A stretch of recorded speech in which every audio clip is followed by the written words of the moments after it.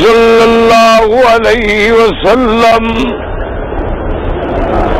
انا سید ولد آدم او کما قال النبی صلی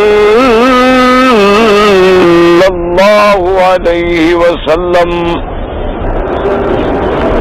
صدق اللہ العلی العظیم وصدق رسوله النبي الكريم ونحن على ذلك لمن الشاهدين ومن الشاكرين والحمد لله رب العالمين.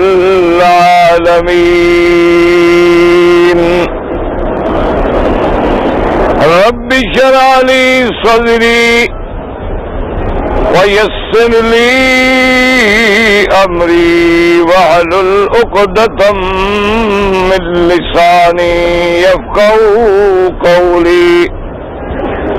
سبحانك لا علم لنا إلا ما علمتنا إنك أنت العليم الحكيم.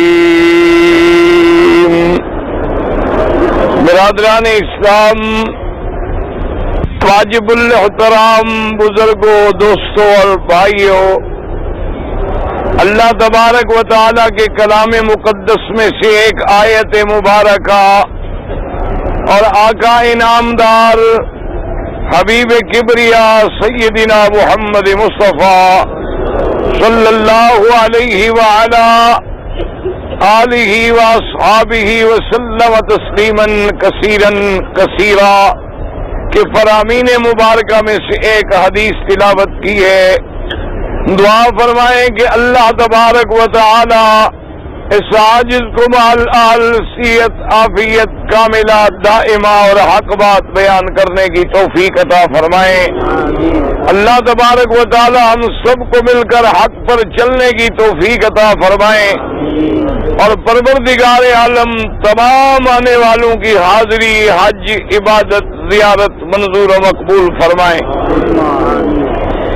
میں نے اپنے سابقہ معروضات میں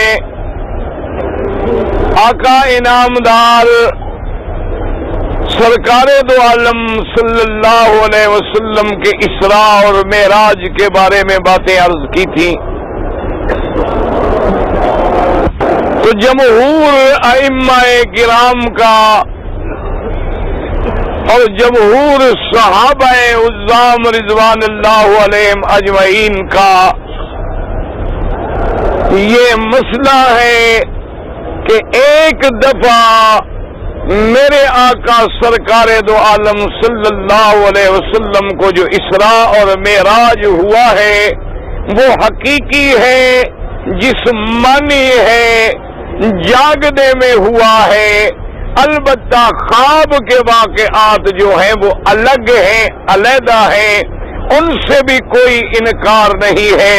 لیکن یہ واقعہ مبارکہ جو ہے معراج کا، جو سرزمین مکے میں آیا اور ہجرت سے بھی پہلے آیا، یہ واقعہ ایک حقیقت ہے کہ میرے آقا جاگتے ہوئے اپنے جسد مبارک، جسم مبارک کے ساتھ مکے سے مسجد اقصی اور مسجد اقصی سے آسمانوں پہ تشریف لے گئے.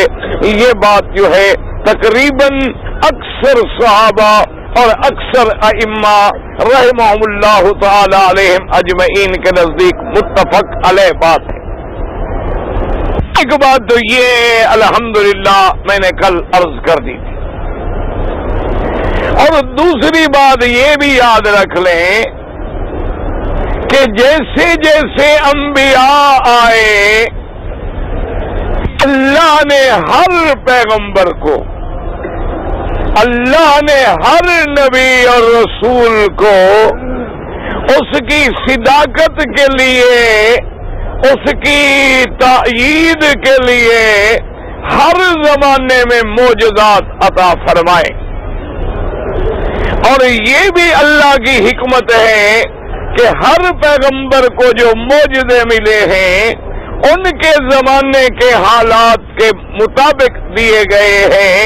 وہ سارے معجزات برحق ہیں، ان پر ہمارا ایمان ہے، لیکن ہمارے آقا سرکار دو عالم آمنہ کے لال سارے پیغمبروں سے بھی افضل، سارے رسولوں سے بھی افضل، اللہ کی مخلوق میں بھی سب سے افضل، تو آپ کو معجزات بھی سب سے زیادہ ملے، سب سے زیادہ شان والے ملے، اور ایسے معجزے ملے کہ جن کا وجود بھی اور ذکر بھی اور فائدہ بھی قیامت تک باقی ہے۔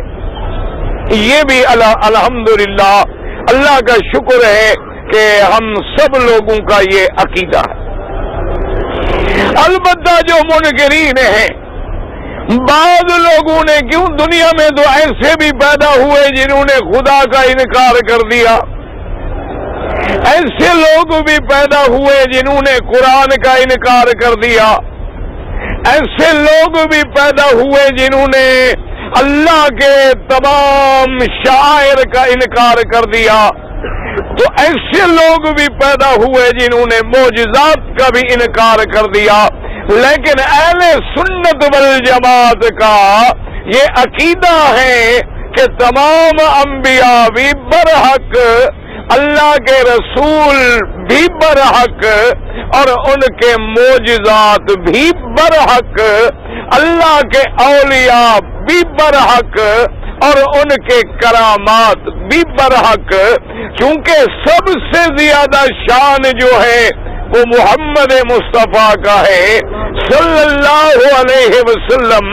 اس لیے اللہ نے میرے مدنی کو جو معجزات دیے ہیں وہ بھی اتنی شان والے ہیں کہ جن کا کوئی اور معجزہ مقابلہ نہیں کر سکتا۔ اس لیے سب کہہ دیں صلی اللہ علیہ وسلم۔ اب آپ درود شریف پڑھیں، اللہ کی رحمت نازل ہو، اور میں بات عرض کروں۔ اب جو میرے مدنی پاک کا معجزہ ہے اسراء اور معراج، سمجھ لیں 1,24,000 پیغمبر میں سے کسی کو ایسا معجزہ نہیں ملا۔ اللہ نے عیسیٰ علیہ السلام کو آسمانوں پہ اٹھا لیا، آسمانوں پہ زندہ موجود ہیں۔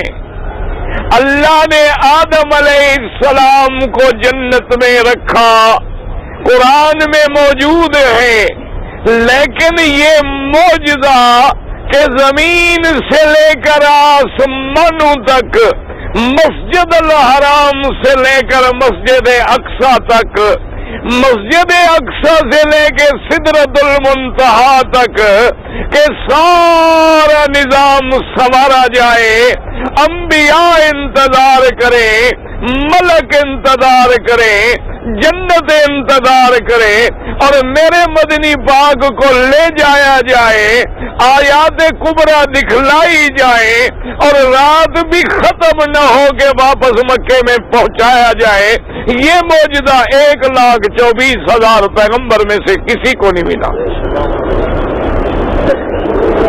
حضرت امام شافعی رحمت اللہ علیہ، حضرت حسن بصری رحمت اللہ علیہ نے اپنی کتابوں میں لکھا ہے کہ امام شافعی رحمت اللہ علیہ کے سامنے ایک دفعہ یہ مسئلہ پیش آیا، کسی نے کہا کہ امام شافعی رحمت اللہ علیہ سے کہ عیسیٰ علیہ السلام کو جو اللہ نے معجزہ دیا ہے وہ مدنی پاک کو نہیں دیا ہے، کہ حضرت عیسیٰ کا یہ معجزہ تھا کہ اگر وہ کسی مردہ انسان کو جو مر چکا ہے، جو قبروں میں جا چکا ہے، ان کو کہتے کہ قم بإذن اللہ، اللہ کے حکم سے کھڑا ہو جا، تو مردہ زندہ ہو جاتا تھا۔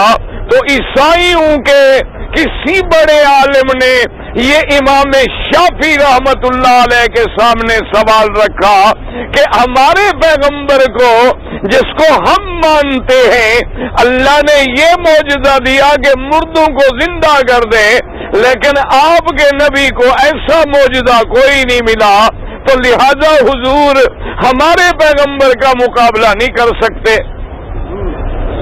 بات کو سمجھیں، کیونکہ عیسیٰ علیہ السلام کو ماننے والے ہیں. یہ الگ بات ہے کہ ان کو یہ پتہ نہیں ہے کہ عیسیٰ کی بڑی شان ہو جائے، لیکن وہ جب اتریں گے تو وہ ایک امتی ہوں گے اور تابع ہوں گے شریعت محمد مصطفیٰ کے صلی اللہ علیہ وسلم. تو پتہ امام شافعی رحمت اللہ علیہ نے کیا جواب دیا؟ انہوں نے کہا ہمارے پیغمبر کو جو معجزہ ملا ہے اس کا مقابلہ کوئی معجزہ نہیں کر سکتا. اب دیکھو انسان زندہ ہے، مر گیا، لیکن محل حیات تو ہے کہ اس میں پہلے حیات موجود تھی، روح موجود تھی، ڈھانچہ وہی ہے. روح نکل گئی تو مردہ ہو گیا، روح واپس ڈال دو تو زندہ ہو گیا. انہوں نے کہا ایک مردہ انسان کا زندہ ہونا یہ بھی بڑا معجزہ ہے، لیکن کمال تو ہمارے مدنی کا ہے کہ ایک لکڑی زندہ ہو جائے جس میں محل حیات ہی نہیں ہوتا. کہ میرے آقا سرکار دو عالم صلی اللہ علیہ وسلم آپ جب مسجد نبوی میں، اللہ سب کو مدینہ نصیب فرمائے اور اللہ ادب سے نصیب فرمائے. دعا کر اللہ ادب سے نصیب فرمائے، اللہ بے ادبی سے بچائے.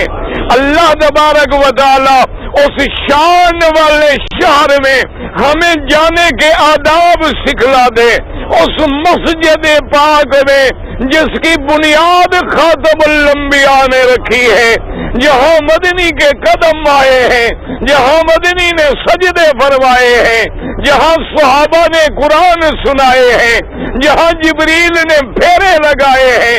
دعا کر اللہ پاک ہمیں بھی نصیب فرما دے. اور جہاں میرے اللہ کی رحمت کی جھڑی لگی ہوئی ہے،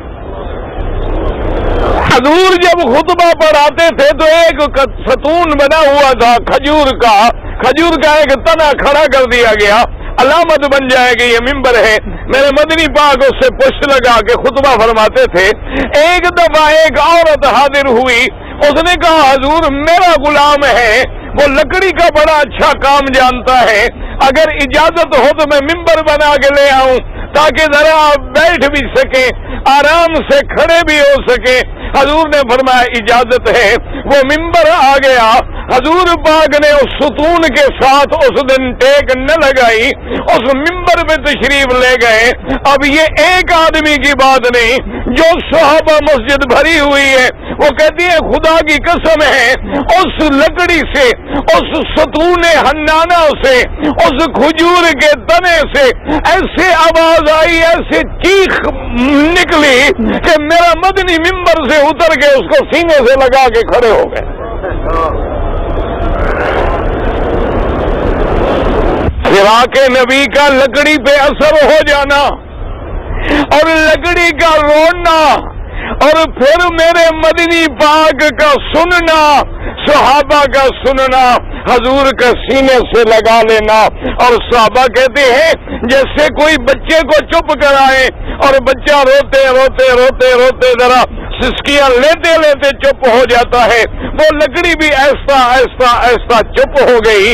تو امام شافعی رحمت اللہ علیہ نے فرمایا کہ لکڑی تو محل حیات بھی نہیں تھی، لیکن یہ معجزہ تھا میرے مدنی محمد مصطفیٰ کا، سرکار دو عالم صلی اللہ علیہ وسلم کا، کہ اس چیز میں بھی حیات ڈالی گئی، اس چیز میں بھی شعور ڈالا گیا، اس چیز میں بھی عقل ڈالی گئی، اس کو بھی فراق نبی کا صدمہ ہوا جیسے کسی انسان کو ہوتا ہے. تو یہ معجزہ جو ملا ہے تو یہ تو خاتم الانبیاء سرکار دو عالم صلی اللہ علیہ وسلم کو ملا ہے.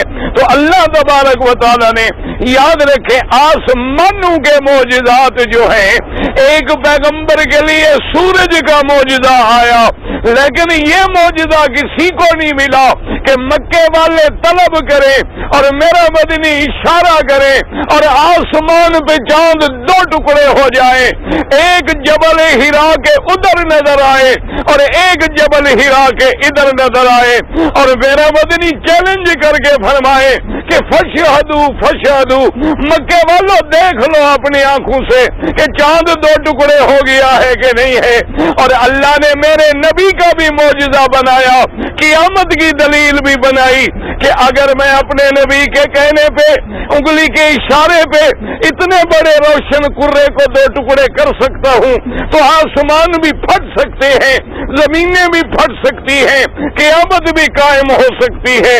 اس لیے اللہ نے جوڑا، اقتربت الساعۃ وانشق القمر۔ تو یہ معجزہ بھی میرے مدنی کو ملا اور کسی کو نہیں ملا۔ اور میرے آقا سرکار دو عالم صلی اللہ علیہ وسلم، لیکن یاد رکھیں جیسے میں نے کل بات کی تھی اور بات ابھی پوری نہیں ہوئی تھی کہ ختم ہو گئی، قرآن پاک کا اسلوب ہے، اللہ کے قرآن کا ایک اسلوب ہے، اللہ کی ایک سنت ہے کہ قرآن پاک میں حکم اجمالی طور پہ آتا ہے، ایک آرڈر ہو جاتا ہے، بادشاہوں کے بادشاہ ایک حکم فرما دیتے ہیں، لیکن اس کی تفصیل کہاں سے ملے گی؟ اس کی تفصیل کے لیے ہمیں جانا ہوگا حضرت محمد رسول اللہ۔ اس لیے مسلمانوں یاد رکھو، تم اہل سنت والجماعت کیوں ہو؟ سمجھ لو مسئلہ۔ اللہ تبارک و تعالیٰ تیرے میرے دماغ میں صحیح بات ڈال دے۔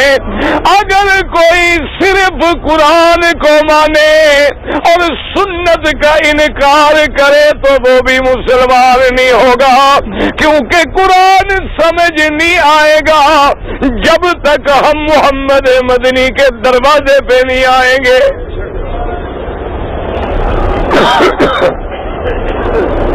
اور اسی طرح اب اگلی بات سمجھ لو، اور میرے مدنی کی بات، میرے مدنی کا فرمان، حضور کی سنت، حضور کی حدیث مبارک اگر سمجھنی ہے تو پھر ہم صحابہ کے دروازے پہ آئیں گے۔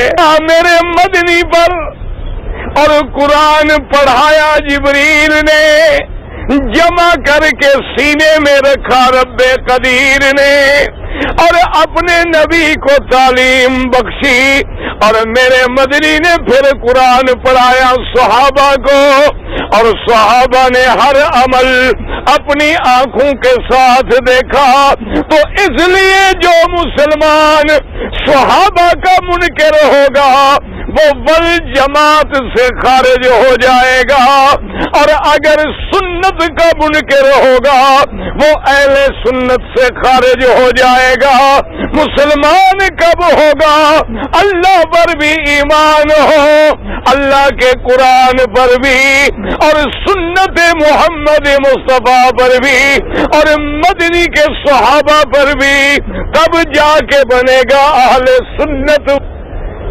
اور دعا کر اللہ ہمیں بھی اہل سنت والجماعت میں رکھے، اور اللہ ہم سب کا خاتمہ بھی اسی عقیدے پہ فرمائے۔ سب حضرات محبت سے درود پڑھ لیں۔ درود شریف پڑھا ہے وہ جلدی سے بیٹھ جائیں اپنی اپنی جگہ پر، وقت ضائع نہ کریں، نہ اپنا نہ میرا۔ تو پوری توجہ سے بات سن لیں کہ آج دنیا میں ہر جماعت دعویٰ کرتی ہے اہل سنت والجماعت ہونے کا، ٹھیک ہے بات؟ ہر کوئی کہتا ہے میں اہل سنت والجماعت ہوں، لیکن ہم کیسے پرکھیں گے؟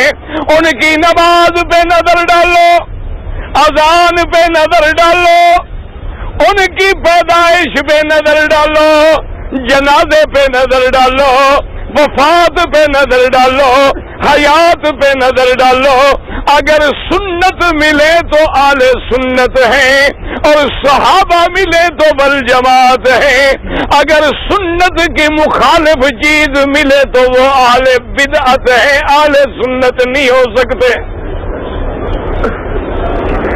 سنت کس کا طریقہ ہے؟ ہاں جی جلدی جلدی بات کر لیں۔ سنت مانا کس کا طریقہ ہے؟ محمد الرسول اللہ۔ اچھا اب تم حج پڑھنے آئے ہو، کس طریقے پر؟ محمد الرسول اللہ۔ نماز پڑھتے ہو کس طریقے پر؟ محمد الرسول اللہ۔ اب مغرب کی کتنی رکعتیں پڑھی؟ دین اگر کوئی 4 پڑھے تو اہل سنت ہے؟ کیوں اس نے حضور کی سنت میں نماز میں بڑھا دیا؟ اچھا کوئی مغرب کی 2 رکعتیں پڑھے تو اہل سنت ہے؟ اچھا اب اذان جو ہے یہ اذان حضور کے زمانے سے ہے یا تم نے شروع کی ہے؟ زمانے سے ہے۔ حضور کے مؤذن کا نام کیا ہے؟ حضرت بلال، اور مکے میں جو مؤذن تھے ان کا نام ہے ابی محذورہ، اور رمضان میں جو مؤذن تھے ان کا نام ہے عبداللہ ابن ام مکتوم۔ تو بالکل لڑا نہ کرو، جھگڑا نہ کرو، اللہ لڑائیوں سے بچائے، اللہ فتنے فساد سے بچائے۔ اگر حضرت بلال نے اذان سے پہلے درود پڑھا ہے، صلاۃ و سلام پڑھے ہیں، اگر اذان سے پہلے آپ نے کوئی قصیدہ پڑھا ہے، اذان کے بعد پڑھا ہے تو وہ سنت ہے، اور اگر نہیں پڑھا تو وہ بدعت ہے۔ اذان سن کے بھی تمہیں پتہ لگ جائے گا کہ یہ مسجد اہل سنت کی ہے یا اہل بدعت کی ہے۔ 2 منٹ میں فیصلہ ہو جاتا ہے، جھگڑے کی کوئی بات ہی نہیں۔ ساری زندگی حضور نے جنازے پڑھائے کہ نہیں پڑھائے؟ میرے مدنی کے زمانے میں صحابہ کے جنازے ہوئے، حضور کی بیٹیوں کے جنازے ہوئے، حضور صلی اللہ علیہ وسلم کے پیاروں کے جنازے ہوئے، سیدنا حمزہ سید الشہداء شہدائے احد کے جنازے ہوئے، شہدائے بدر کے جنازے ہوئے، صحابہ کبار کے جنازے ہوئے۔ ساری دنیا کی حدیثیں کھول لو، اگر حضور نے جنازے کے بعد دعائیں مانگی ہیں تو وہ اہل سنت ہے، اور نہیں مانگی ہے تو وہ اہل بدعت ہے۔ ایک کھلی سی بات ہے، کوئی مشکل نہیں مسئلہ سمجھنا۔ یہ تو لوگ کہتے ہیں جی ہم کیا کریں، وہ مولوی بھی قرآن پڑھتا ہے، یہ مولوی بھی قرآن پڑھتا ہے۔ یہ شیطانی دھوکہ ہے۔ تمہیں راڈو کی گھڑی ڈھونڈنے کا عقل ہے، تمہیں رولیکس کے پتہ کرنے کا عقل ہے، تمہیں اچھا ریڈیو ڈھونڈنے کا عقل ہے، صرف دین محمد مصطفیٰ سمجھنے کا عقل نہیں ہے۔ اور دعا کر اللہ سب کو اہل سنت والجماعت بنا دے۔ اب دیکھیں نماز میں قرآن میں کیا حکم آیا؟ اقیم الصلاۃ لدلوک الشمس الی غسق اللیل وقرآن الفجر۔ نماز قائم کرو۔ کیسے قائم کریں؟ اللہ نے فرمایا لقد کان لکم فی رسول اللہ اسوۃ حسنۃ۔ میرا مدنی تمہارے لیے اسوہ ہے، تمہارے لیے نمونہ ہے، تمہارا مقتدا ہے، تمہارا پیشوا ہے۔ اب حضور نے اذان سے لے کر نماز میں کھڑا ہونا، نماز میں ہاتھ باندھنا، نماز میں رکوع کرنا، نماز میں سجود کرنا، فجر کی 2 رکعتیں، ظہر کی 4 رکعتیں، عصر کی 4 رکعتیں، مغرب 3 رکعتیں، عشاء کی 4 رکعتیں، فجر کی 4 رکعتیں، سفر میں 2 رکعتیں، ساری نمازیں پڑھ کے میرے مدنی پاک نے پوری امت کو دکھلا دیا کہ یہ نماز ہے۔ اچھا، اور اس نماز کی گواہی کس نے دی؟ صحابہ۔ کہہ دو کس نے دی؟ کیوں حضور کے پیچھے نماز پڑھنے والے کون تھے؟ صحابہ۔ کہہ دو رضوان اللہ علیہم اجمعین۔ اب دیکھیں معراج ہے، اللہ نے بھی اتنی فرمایا نا، سبحان الذی اسری بعبدہ لیلا من المسجد الحرام الى المسجد الاقصى۔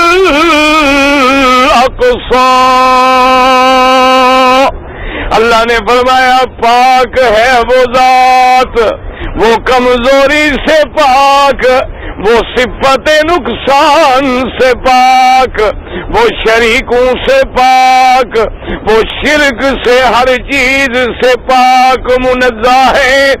الذی اسری، جس نے سیر کرائی، اپنے محبوب اپنے پیارے عبد کامل رسول مکمل سیدنا محمد مصطفیٰ کو رات کے بعض حصے میں مسجد الحرام سے مسجد اقصی کی طرف اب تفصیل کون بتائے گا؟ محمد رسول اللہ، سب کہہ دو صلی اللہ علیہ وسلم۔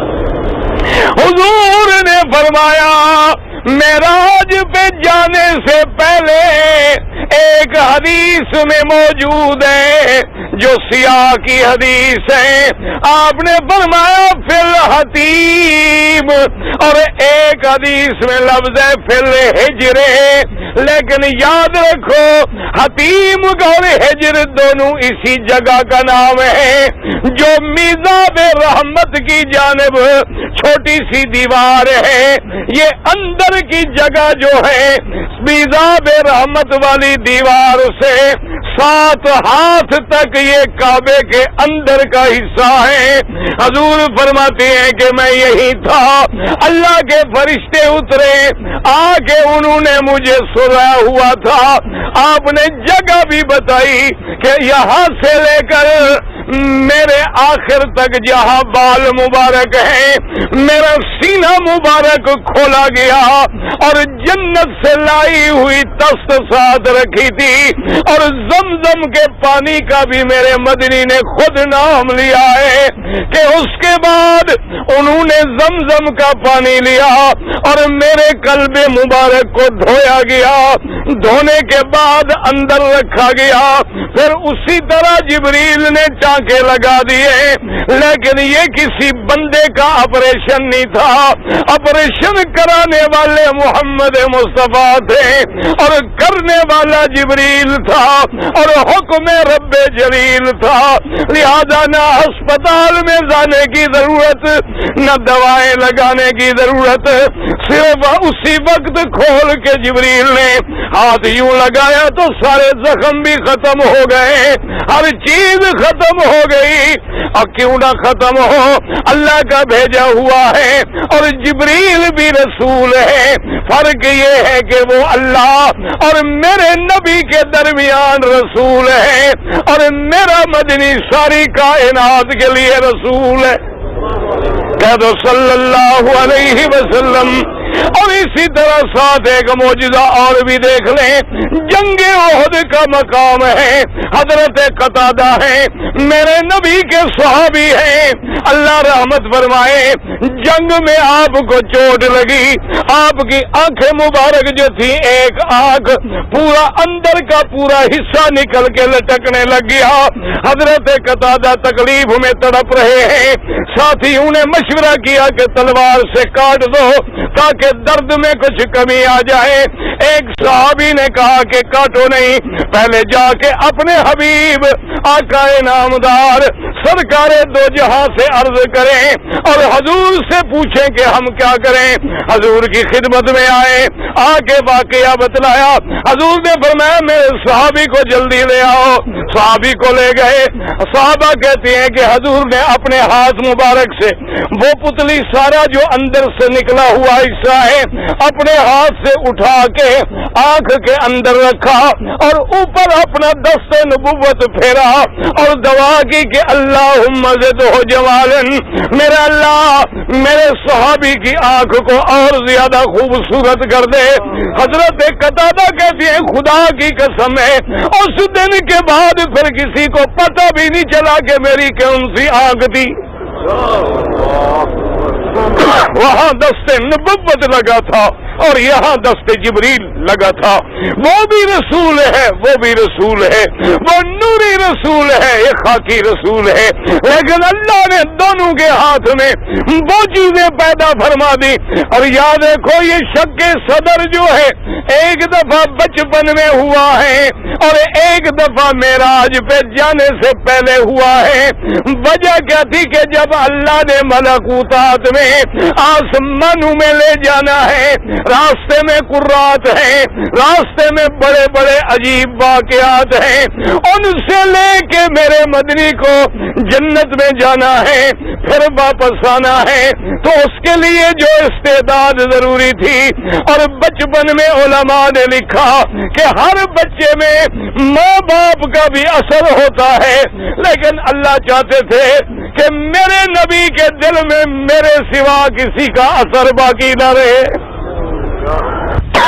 اسی لیے آج بڑی سائنس کہتی ہے جی ہم نے ہارٹ آپریشن کر لیے، ہم نے جناب اوپن سرجری کر لی، ہم نے یہ کر لیا ہے۔ اور خدا کے بندو، اگر تم قرآن کو مانو اور میرے مدنی کی شان کو مانو، یہ ساری چیزیں کوئی مقابلہ نہیں کر سکتی ہیں۔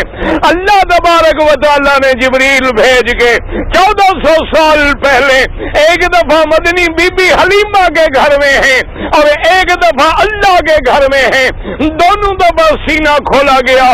صحابہ کہتے ہیں ہمیں ٹانکے کے نشان بھی نظر آتے تھے، لیکن کسی چیز کی کوئی تکلیف نہ ہوئی۔ وجہ کیا ہے کہ جہاں انسانی عقل جواب دے جائے وہاں خدا کی قدرت کاملہ کام کرتی۔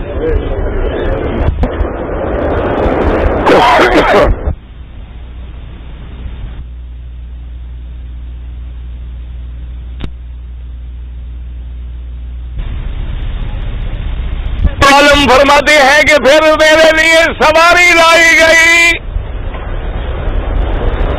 اور اس سواری کا نام قرآن میں نہیں لیکن حدیث میں موجود ہے، کیونکہ حدیث کیا ہے؟ شرح ہے قرآن کی، حدیث کیا ہے؟ تفسیر ہے اللہ کے قرآن کی۔ میرے مدنی باغ نے فرمایا کہ میرے لیے سواری لائی گئی، اس سواری کا نام براق تھا،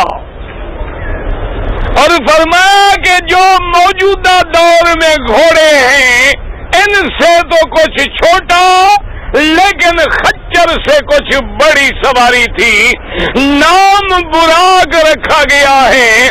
بعض علماء نے فرمایا کہ براق اس لیے رکھا گیا کہ براق کا مادہ برق سے ہے کہ جیسے بجلی چمکتی ہے، وہ بھی روشن جنت سواری کو جو صفت دی ہے اس کو بھی میرے پاک نبی نے بیان فرمایا۔ آپ نے فرمایا وہ سواری یوں سمجھ لو اتنی تیز تھی کہ جہاں نظر پڑتی تھی وہی قدم پہنچتا تھا۔ اب سے زیادہ تیز چیز دنیا میں کیا ہے؟ روشنی، نور۔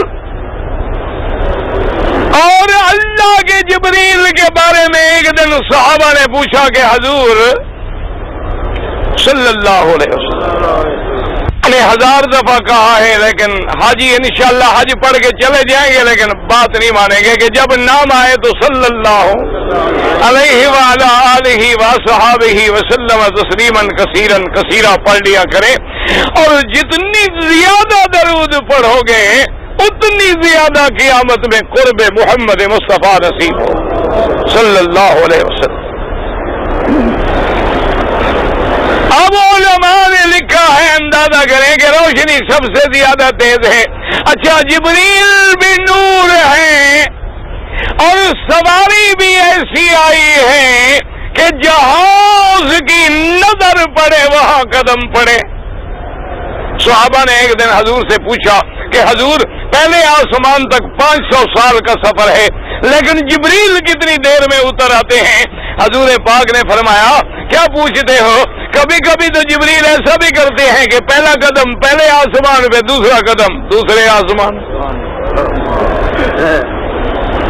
ایک روایت میں یہ بھی آیا ہے، روایات اسرائیلیہ میں، کہ ایک پیغمبر نے حضرت جبریل سے پوچھا کہ جبریل آپ کو آسمانوں سے زمین میں آنے پہ کتنی دیر لگتی ہے؟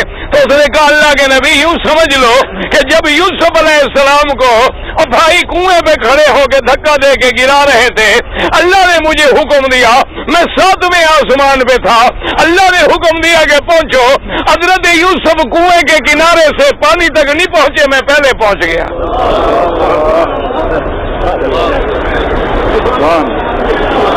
تو جب یہ خادم ہو تو براق کتنی تیز ہوگی؟ جب یہ براق کے ساتھ چلنے والے کی رفتار ہے تو براق کی رفتار کیا ہوگی؟ اس کا کوئی اندازہ کر سکتا ہے؟ اچھا ایک بات حاجی ساتھ ساتھ یہ بھی بتا دو تاکہ تیرے عقیدہ جو ہے نا اللہ کرے وہ بھی ساتھ ساتھ ٹھیک ہوتا جائے. دعا کرے اللہ ہر کسی کا عقیدہ صحیح فرما دے. اللہ تبارک و تعالی سب کو صحیح معنوں میں اہل سنت والجماعت بنا دے. اللہ ہمیں قرآن و سنت کا غلام بنا دے.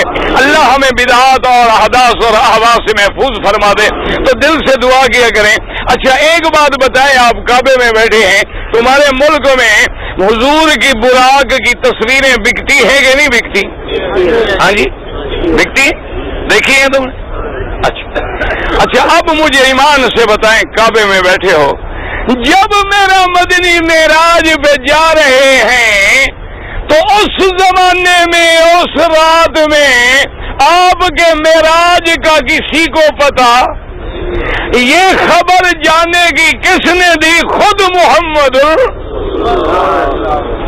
الرسول اللہ نے. ٹھیک ہے بات, اور کسی کو پتا تھا؟ نہ دوستوں کو پتا تھا نہ دشمنوں کو پتا تھا. اور یہی معراج تو ہے جس نے صدیق کو صدیق بنایا ہے. کہہ دو رضی اللہ عنہ. یہی معراج ہے جب صدیق بنا. وجہ کیا تھی کہ جب حضور نے سرکار دو عالم نے صلی اللہ علیہ وسلم نے صبح کو اعلان کیا کہ اللہ نے مجھے اسراء بھی اور معراج بھی کرایا ہے, ابو جہل بدبخت کو بات پہنچی, وہ آیا سنی اور اس کے بعد بڑے غصے میں ابو بکر کے دروازے پہ گیا اور جا کے کہنے لگا, صدیق ہل سمیت ما قال صاحبوں کا, تمہیں پتا ہے آج تمہارے دوست نے, آج تمہارے محبوب نے کیا بات کی ہے؟ اب تو مان لو کہ ہم سچے ہیں. ایسی بات بلا ممکن ہے کہ مکے سے بیت المقدس 1 مہینے کا سفر ہے اور تیرے نبی کے بقول آسمان پہلا 500 سال کا سفر ہے, 7 آسمان ہیں, 3500 سال کا سفر ہے, اور تیرا نبی کہتا ہے کہ رات کے اندر مجھے اسراء بھی ہو گیا, معراج بھی ہو گیا, جنت کی سیر بھی ہو گئی, انبیاء سے ملاقاتیں بھی ہو گئی, آقان الہی بھی مل گئے, میں واپس مکے میں آ گیا. خدا کے بندے اب تو ابو بکر مان کیا یہ بات ہو سکتی ہے؟ پتہ صدیق نے کیا کہا؟ اس نے کہا ابو جہل زیادہ لمبی بات نہ کرو, مجھے یہ بتاؤ جو کہہ رہے ہو وہ میرے مدنی نے فرمایا ہے. اس نے کہا میں ابھی ابھی سن کے آ رہا ہوں. انہوں نے کہا صدق رسول اللہ.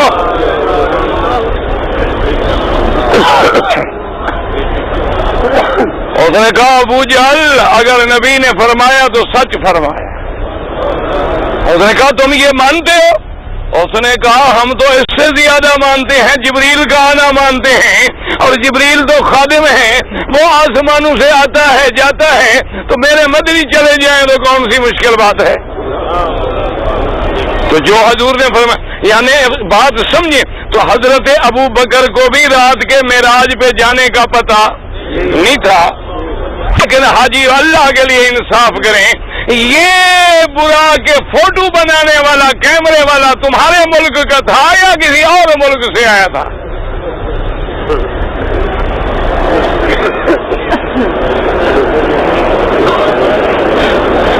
اس نے براق کا فوٹو کیسے بنا لیا؟ اس نے براق دیکھی تھی, جبریل کو دیکھا تھا.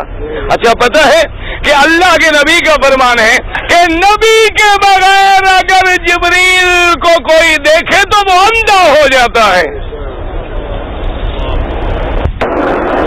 کیوں؟ جبریل نور ہے نا, سورج کی طرف دیکھو کتنی دیر دیکھو گے, یہ تو معمولی نور ہے, جبریل تو نور ہے, نوری فرشتہ ہے. نوری فرشتے پر نظر ڈالنا کوئی آسان کام تو نہیں ہے. اور 1,24,000 نبی میں یہ شرف بھی میرے مدنی کو ملا ہے کہ میرے مدنی نے جبریل کو اس کی اصلی شکل میں دیکھا ہے, اور کسی پیغمبر نے نہیں دیکھا. یاد رکھیں. اور میرے مدنی نے 1 دفعہ نہیں 2 دفعہ دیکھا. آپ زمین پہ ہیں اور 1 دفعہ آسمان پہ ہیں. اللہ تبارک و تعالیٰ نے خود قرآن پاک میں یہ واقعہ بیان فرمایا ہے. میرے مدنی نے خود فرمایا تھا کہ جبریل میری خواہش ہے کہ میں تمہیں تمہاری اصلی شکل میں دیکھوں، کبھی تم اپنی اصلی شکل میں میرے سامنے آؤ۔ حدیث پاک میں ہے کہ جبریل آئے، میرے مدنی پاک جہاد، یہ جو جہاد کا محلہ ہے اس علاقے میں تشریف فرماتے ہیں۔ جب جبریل سامنے آئے تو حدیث میں میں علی رسول اللہ، حضور کھڑے تھے، حضور پہ بھی بے ہوشی طاری ہو گئی اور جبریل علیہ السلام جلدی جلدی اترے، جس کو قرآن نے بیان کیا ثم دنا فتدلی فکان قاب قوسین او ادنی۔ یہ جبریل کا قرب ہے۔ جبریل نیچے آئے اور آگے حضور کو اٹھایا اور کہا انت رسول اللہ وانا جبرائیل۔ حضور ڈرنے کی کیا بات ہے، آپ تو اللہ کے رسول ہیں اور میں جبریل ہوں۔ حضور نے فرمایا جبریل تیرے پروں سے تو یہ سارا افق بھر گیا ہے۔ جبریل نے کہا یا رسول اللہ، اللہ نے مجھے 600 پر دیے ہیں، ابھی تو میں نے پورے پر بھی نہیں کھولے تھے، ابھی کچھ پر میں نے کھولے تھے کہ افق بھر گیا۔ حضور نے فرمایا جبریل کوئی اللہ کا ایسا فرشتہ بھی ہے جس سے تیرے پر سے زیادہ ہوں؟ جبریل نے کہا حضور ایسے فرشتے بھی ہیں جن کے 5,000 5,000 پر ہیں۔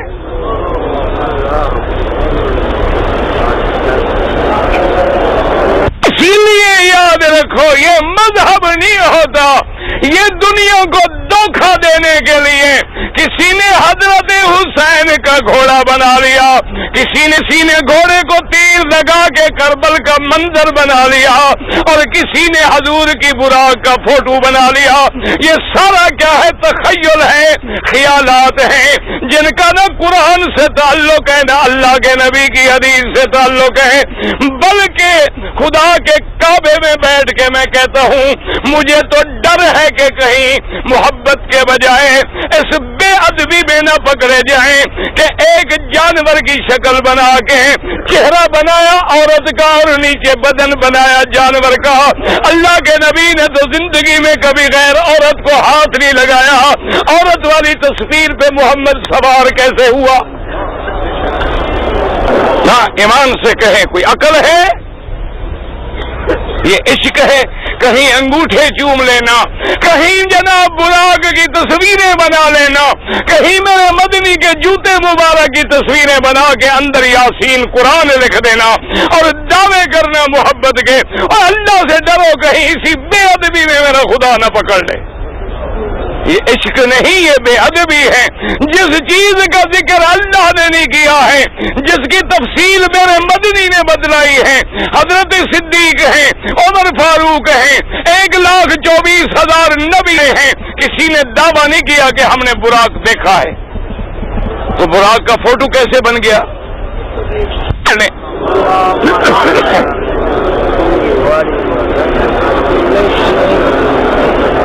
مسئلہ سمجھ لیں۔ باقی لوگ کہتے ہیں جی کہ یہ ہم نے محبت میں بنایا ہے۔ اور خدا کے بندے، محبت میں کوئی بیوی کو ماں کہہ دے تو حرام ہو جائے گی، محبت میں اگر تم عرفات میں مغرب کی نماز پڑھتے تو گناہگار ہو جاتے، حالانکہ نماز اللہ کی ہے، عبادت اللہ کی ہے، لیکن میرے مدنی نے نہیں پڑھی۔ اللہ نے فرمایا آدھی رات ہو جائے، صبح صادق ہو جائے، نماز کا وقت گزر جائے، قضا ہو جائے، تم نے نماز مزدلفہ پہ پڑھنی ہے، آدھی رات کے بعد بھی پڑھو گے تو ثواب میں تمہیں ادا کا دوں گا، قضا کا نہیں دوں گا۔ یہ کہنا جی محبت میں ہم کرتے ہیں، انگوٹھے بھی محبت میں چومتے ہیں اور براق کے فوٹو بھی ہم نے محبت میں بنائے ہیں، حضور کے جوتے مبارک کے فوٹو میں قرآن بھی ہم نے محبت سے لکھا ہے۔ یہ محبت ہی تو ہے جو عیسائیوں کو کفر پہ لے گئی، یہ محبت ہی تو ہے جو یہودیوں کو کفر میں لے گئی، یہ محبت ہی تو ہے مشرکین کو جہنم میں لے گئی۔ محبت کی بھی حدیں ہیں، دوستی کی بھی حدیں ہیں، عشق کی بھی حدیں ہیں، یہ اللہ کی شریعت ہے، اس میں ادھر جاؤ گے جہنم ہے، وہی نجات پائے گا جو مدنی والے کی پٹڑی پہ چلے گا۔ قید صلی اللہ علیہ وسلم حضور فرماتے ہیں کہ براق لایا گیا، ایک حدیث مبارک میں ہے کہ براق نے شوخی کی، جیسے جانور شوخی کرتا ہے نا، سوار کے بیٹھنے سے پہلے جانور شوخی کرتا ہے، تو روایت میں ہے کہ جبریل نے براق کو مخاطب ہو کے کہا کہ براق شوخی کر رہے ہو، تمہیں پتہ بھی ہے کہ آج ایسا سوار تم پہ بیٹھ رہا ہے کہ تم پر کبھی زندگی میں نہیں بیٹھا۔ یہ شان کی بات ہے نا جی کہ سواری براق ہو اور سوار محمد رسول اللہ ہو۔ اسی لیے روایات میں آتا ہے ایک دن میرے مدنی پاک حضرت حسن کو حضرت حسین کو کندھے پہ بٹھائے جا رہے ہیں، آگے صدیق آ گئے، کہتے رضی اللہ عنہ۔ سیدنا صدیق نے دیکھا تو پتہ ہے کیا پیاری بات کی، کہتے ہیں نعم المرکب، کہتے ہیں حسین، بچے تھے حضرت حسین، ابھی تو چھوٹے معصوم بچے تھے، لیکن صدیق کہتا ہے کہ حسین کتنی شان والی تیری سواری ہے، واہ حسین، واہ صدیق رضی اللہ عنہ۔ نہ ایمان سے کہو بھلا ان کی دشمنی ہو سکتی ہے اہل بیت؟ ہاں یاد رکھو یہ سب دشمنوں کی دشمنی ہے، ورنہ صحابہ اہل بیت ایک شمع کے جو پروانے ہوں۔ کیا پیاری بات کی شاعر نے، کہتے ایک شمع کے جو پروانے ہوں، آپس میں رقابت کیا جانے، شمع نبوت کے پروانے ہیں۔ صدیق نے کیا پیاری بات کی، کہتے حسین کتنی خوش قسمت ہے کہ آج تمہیں سواری بھی ملی، تو کون؟ محمد رسول اللہ۔ اور ایک حدیث میں یہ بھی آیا، حضور نے فرمایا ابو بکر تم نے بات پوری نہیں کی۔ ابو بکر نے کہا حضور میں نے تو جو عرض کرنا تھا کر دیا۔ فرمایا سواری شان والی ہے تو سوار نہیں دیکھا؟ وہ کون ہے؟ وہ بھی تو میرے جگر کا ٹکڑا ہے نا، وہ بھی تو فاطمہ کا لاڈلا ہے نا، وہ بھی تو علی کا صلب ہے، محمد مدنی کا نواسا ہے، اور یہ وہ ہے جس کے دیکھنے کے لیے، جس کو کھلانے کے لیے، جس کو اٹھانے کے لیے میرے مدنی سرکار صلی اللہ علیہ وسلم خود آپ کھلاتے تھے، خود آپ ان کی خوشی کے لیے حضور صلی اللہ علیہ وسلم خطبہ پڑھا رہے تھے۔ حسن حسین دونوں بھائی آ رہے تھے، قمیض ذرا لمبے تھے تو ان کے پاؤں میں پھنس جاتے تو گر جاتے، حضور نے خطبہ چھوڑ دیا، دونوں کو اٹھا کے ساتھ بٹھایا۔ یہ شان بھی تو پھر ہمیں مدنی نے دی ہے نا ان کو، رضی اللہ عنہما، کہہ دو رضی اللہ عنہما۔ اتنی بڑی شان ہے، اللہ تبارک و تعالیٰ نے محبوب کے محبوب ہیں، میرے مدنی کے لاڈلے ہیں، میرے مدنی کے پیارے ہیں۔ ایک دفعہ ایک بی بی ام ایمن نے خواب دیکھا، اور خواب دیکھ کے اتنی گھبرائی کہ رونے لگ گئی، حضور کی خدمت میں گئی، اس نے کہا حضور میں نے بڑا خطرناک خواب دیکھا ہے۔ حضور نے فرمایا بی بی کیا خواب دیکھا ہے؟ اس نے کہا میں نے دیکھا فاطمہ کے وجود کا ایک ٹکڑا کاٹا گیا ہے اور میری گود میں آیا ہے۔ حضور مسکرانے لگے، حضور نے فرمایا بی بی یہ تو خواب مبارک ہے، اللہ فاطمہ کو بیٹا دیں گے، تو کھلانے والی ہوگی۔ بیٹا بھی تو بدن کا ٹکڑا ہوتا ہے نا۔ اللہ تبارک و تعالیٰ نے اب جب جناب ساری شوخی کرنے لگی، حضرت جبریل نے فرمایا کہ خبردار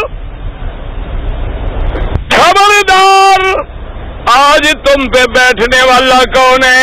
یہاں سے محدثین نے مسئلہ نکالا کہ سواریاں تو پیغمبروں کے لیے آتی تھی، لیکن آج سوار نرالا ہے، سیدنا محمد مصطفیٰ ہے، حضور پاک تشریف فرما ہوئے ہیں۔ اب خود اندازہ کریں شان بشریت ہے، لیکن میرا مدنی اوپر بیٹھے ہیں، نور خادم ہے، محمد سردار ہے۔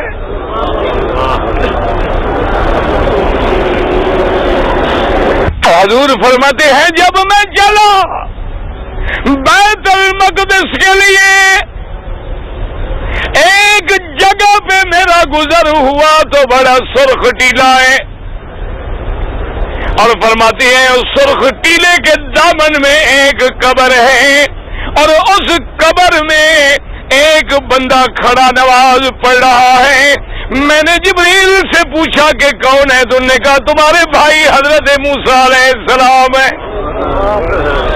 اس لیے یاد رکھو اللہ کے نبی زندہ ہوتے ہیں لیکن وہ عالم برزخ ہے، یہ عالم دنیا ہے، عالم آخرت الگ ہے، عالم ارواح الگ ہے، عالم دنیا الگ ہے، عالم برزخ الگ ہے، عالم آخرت الگ ہے۔ عالم ارواح کو دنیا پہ قیاس نہ کیا کرو، دنیا کو برزخ پہ قیاس نہ کیا کرو، برزخ کو آخرت پہ قیاس نہ کیا کرو۔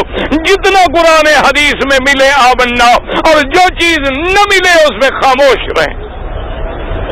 بلا وجہ جھگڑے نہ کیا کرو، لڑائیاں نہ کیا کرو بلا وجہ آپس میں ٹکرا کے۔ وجہ کیا ہے کہ دشمن نے آج پوری دنیا میں کہیں زبان کے جھگڑے پیدا کیے، کہیں رنگ کے جھگڑے پیدا کیے، کہیں قومیت کے جھگڑے پیدا کیے، کہیں امیر و غریب کا جھگڑا پیدا کیا، اور کہیں مذہب کے نام پہ جھگڑا پیدا کیا کہ آج اذان پہ بھی جھگڑا ہے، آج نماز پہ بھی جھگڑا ہے، آمین کے زور اور ایسا کہنے پہ بھی جھگڑا ہے، آج عرس پہ بھی جھگڑا ہے، آج موت پہ بھی جھگڑا ہے، حیات پہ بھی جھگڑا ہے۔ وجہ کیا ہے؟ دشمن چاہتا ہے یہ امت محمد مصطفیٰ اسی طرح لڑتی رہے اور میں ان کو برباد کرتا رہوں۔ جس دن یہ اکٹھے ہو گئے ہم تو ان کا مقابلہ کرنے کی طاقت نہیں رکھتے۔ ورنہ ایک سیدھی سی بات ہے، تمہارے پاس اللہ کا قرآن ہے کہ نہیں؟ تمہارے پاس فرمان رسول ہے کہ نہیں؟ ایمان سے کہیں جس امت نے آج تک حضور کے مسواک کی سنت کو بھی زندہ رکھا ہے اس کو جھگڑے کی ضرورت ہے؟ ہمارے سامنے تو قرآن و سنت کی مثالیں موجود ہیں، بالکل کسی سے جھگڑا نہ کیا کرو۔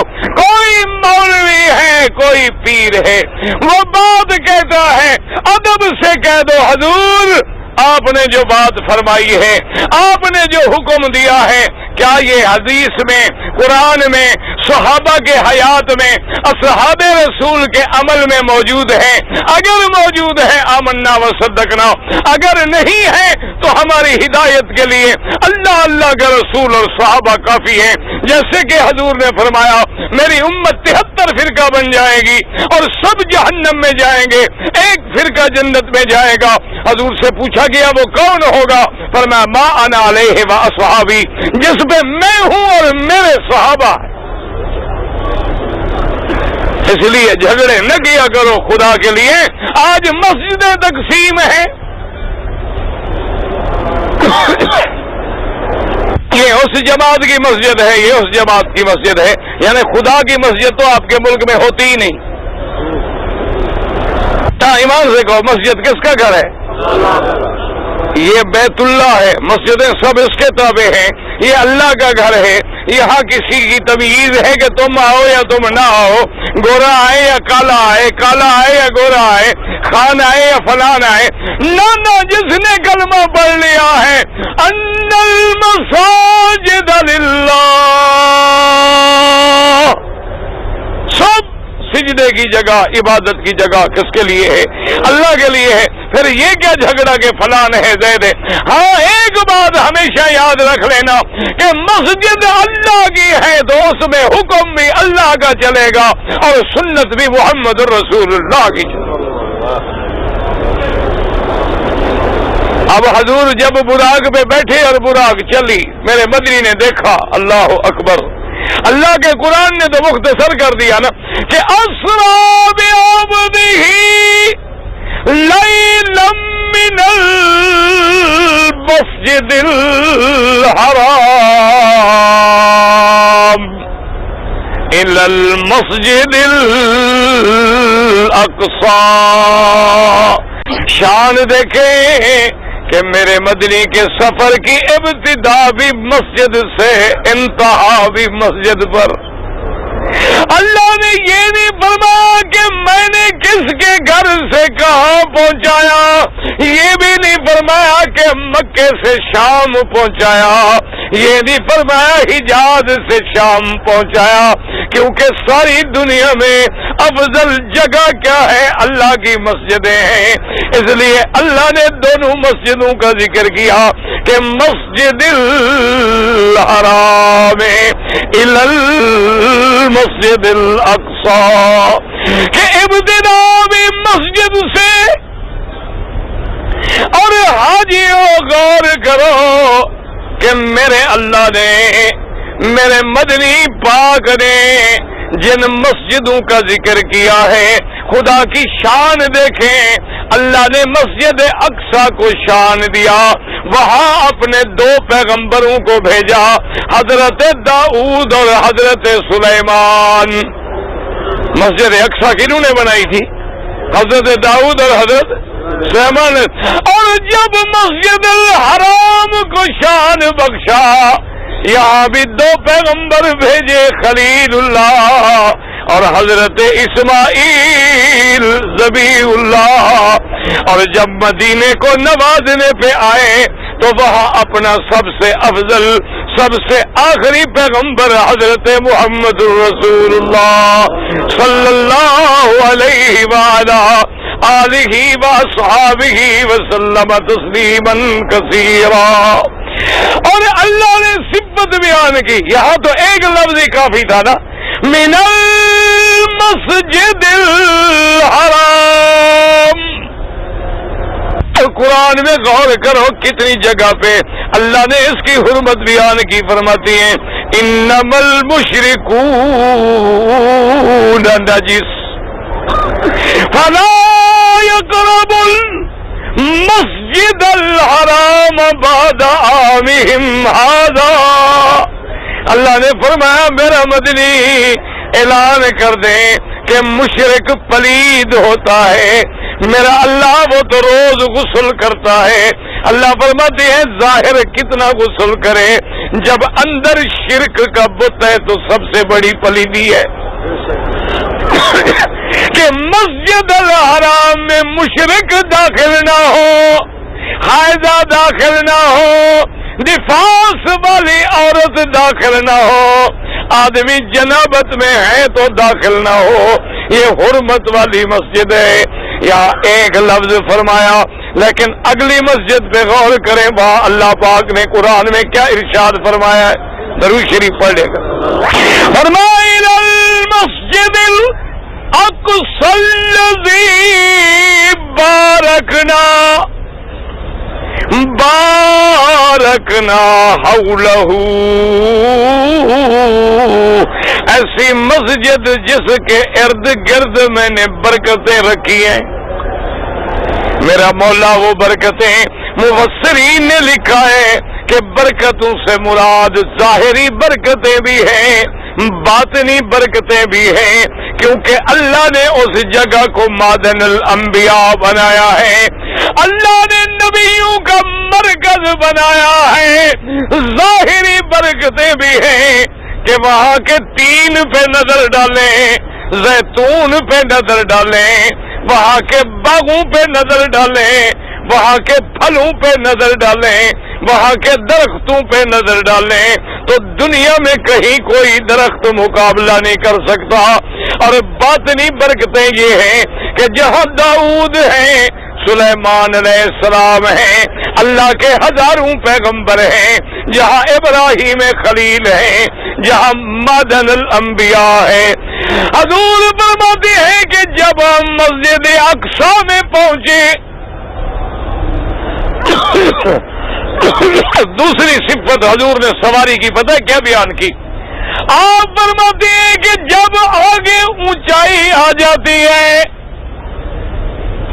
آپ دیکھیں نا، آپ اگر گھوڑے پہ سوار ہوں، آگے اگر یوں گھوڑا چڑھے گا تو سوار ذرا پیچھے ہوگا نا، پھر لگام کو ذرا قابو کرتا ہے، اور جب گھوڑا اترے گا تو سوار ذرا آگے. اللہ نے فرمایا نانا آج میرے مدنی کو دعوت معراج ہے، جبریل ایسی سواری لے جا کہ اگر آگے اونچائی آ جائے تو اگلی ٹانگیں خود بخود چھوٹی ہو جائیں،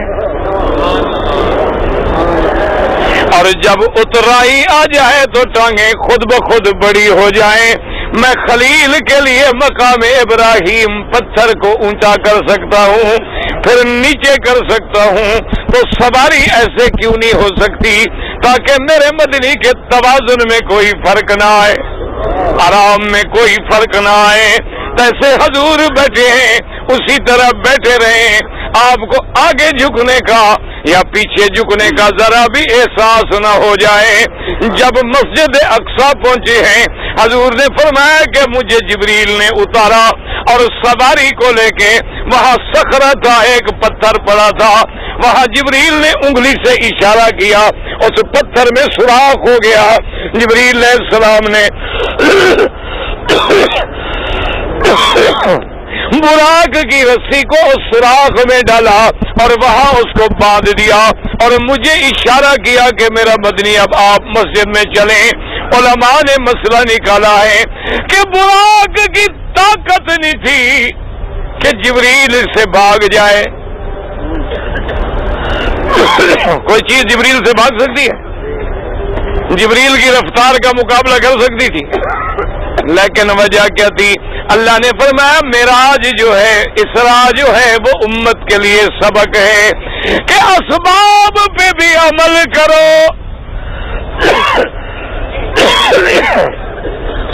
لیکن توکل اللہ کی ذات پہ کرو، اس لیے سواری کو باندھو بھی لیکن سہارا اللہ پہ کرو۔ اور اللہ فرماتے ہیں ہم مدنی کو کیوں لے گئے اسراء پہ، معراج پہ کیوں لے گئے؟ فرمایا لِنُرِيَهُ مِنْ آیاتنا، تاکہ اپنے مدنی کو اپنی قدرت کی نشانیوں کا نظارہ کرائیں، اپنی آیات کبریٰ دکھلائیں۔ مدنی پاک کو اللہ اپنی قدرت کے کمالات، اپنی قدرت کا کمال دکھلائیں۔ اللہ کے پیغمبر جب مسجد اقصی میں داخل ہوئے ہیں، صحیح حدیثوں میں موجود ہے، استقبال کرنے والے کون ہیں؟ 1,24,000 پیغمبر۔ اللہ